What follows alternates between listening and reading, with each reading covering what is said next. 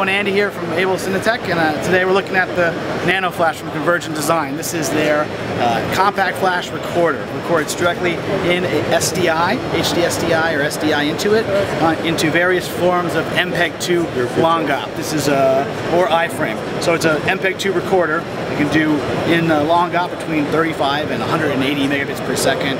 In iframe between 100 and 280 megabits per second. So what is this good for? Well, it's really good for recording any camera's output that has an SDI or HDMI output into it, and really increasing the quality of that signal, because any camera that has an uncompressed output is going to probably give you a better image than what it can record. It will.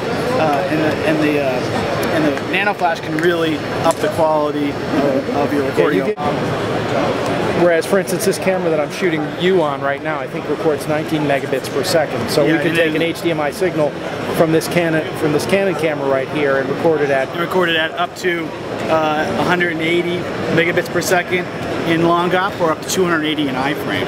So it's really going to up the quality of just about any signal. Now, the Canon, well, the outputs are not the best outputs in the world, but certainly any video that you record from it would be higher quality overall than what you're going to record on the card. And speaking of which, did you mention what this records onto? Compact flash cards, what it records onto. So depending on, you can get some inexpensive compact flash cards if you want to record at lower bit rates. The higher up you want to go in terms of bit rates, is the higher you have to go in terms of the quality of the card, the speed of the card. So the Extreme Pros from SanDisk, the brand new ones, will do basically everything, but those cost, pretty penny. But you can put in a standard, like, 133X card in there, and it'll record for 100 megabits per second without a problem. So again, that's already a big jump over the quality of most compressions that you get in a camera. Price point on this? Price point about $2,800, $2,830.95 is what we have on there. Sure. And that's but same as everybody else in there.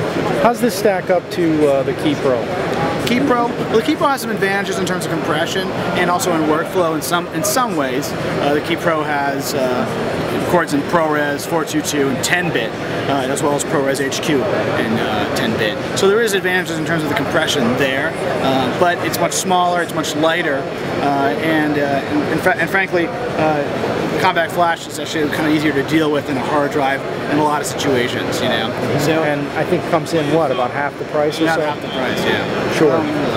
Okay. Well, anyway, it's less expensive. It's less expensive, yeah. This also can power right off the camera? Yes, absolutely. It's very low power draw. I'm off a P-tap right now, a D-tap on the side of the camera, but you can run it off a small battery. You can run it off any kind of Sony or Panasonic guy. It goes from anywhere from, I believe, like under 7 up to 14 volts. So it'll run for a long time no matter what. Anything I forgot to ask you about the nanoFLASH? Not too much. I think it got most of it. Does all the flavors of HD, 1080, 720. Now it does some SD recording as well. It does 2398 PSF. It does remove pull down from a 6DI signal.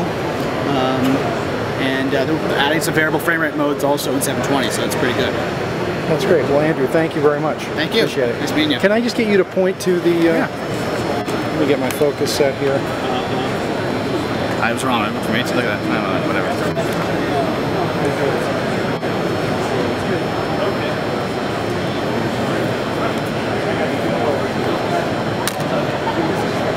I always just put it up there. 1,670. Yes, $1,200. Yeah. This is the 7-inch 3G SDI. There is a 6.5, which actually costs a little bit more, which is